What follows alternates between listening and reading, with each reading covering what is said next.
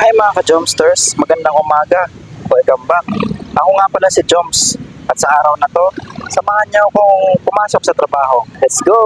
Pero bago yan, time check muna. 6:23 a.m. Kung mga ganitong oras talaga ako maalis ng bahay. Gusto ko maaga kahit alas 8 pa yung pasok ko. Alam niyo kung bakit?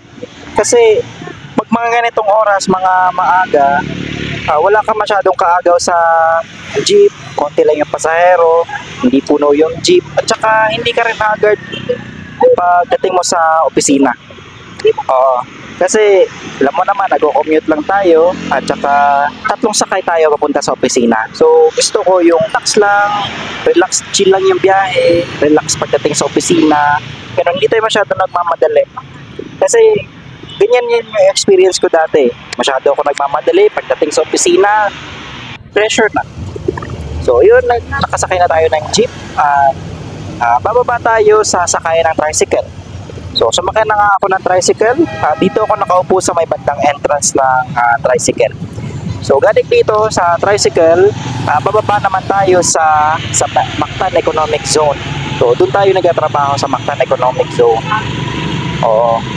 By the way mga ka-Jobsters, isa nga pala akong quality engineer sa isang higanting electronics company dito sa Mactan, Cebu. So yung kumpanya namin ay nandito sa Mactan Economic Zone. Oo. Kung mapapansin nyo, medyo malayo yung biyahe mula sa bahay namin papunta sa Mactan Economic Zone. Kahit magkatabing barangay lang naman yung barangay ng kumpanya namin at saka yung bahay namin. Magkatabing barangay lang sila. Ang tawag dyan is so close and yet so far. So dito sa Mactan Economic Zone, matagal na ako nagtatrabaho dito. Meron siyang tatlong zones, MEPS 1, MEPS 2 at saka MEPS 3. Sa MEPS 1, yun yung previous company ko.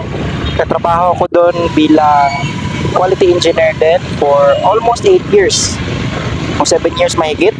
Tapos lumipat ako sa MEPS 3 dito sa trabaho ko ngayon. Bago lang ako dito, wala pa akong isang taon. Lumipat ako dito around August last year bilang isang quality engineer din. So yan, nagbayad na nga ako kay Manong at bumaba na tayo. Nandito na tayo sa Cebu Light Industrial Park.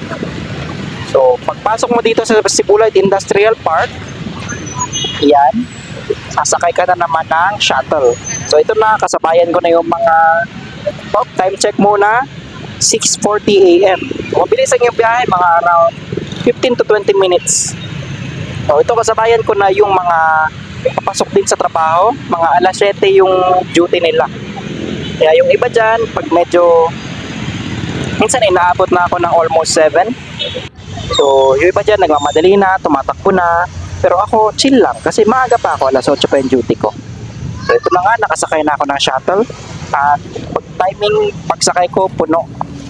Kaya tumayo lang ako. Pero nung maya-maya may bumaba at nakaupo rin ako. So ito na nga yung kumpanya namin, nakababa na ako. So papasok na tayo sa trabaho.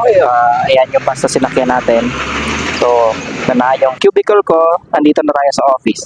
So yun lang mga ka-Jomsters. Bye-bye! Salamat sa pagsama!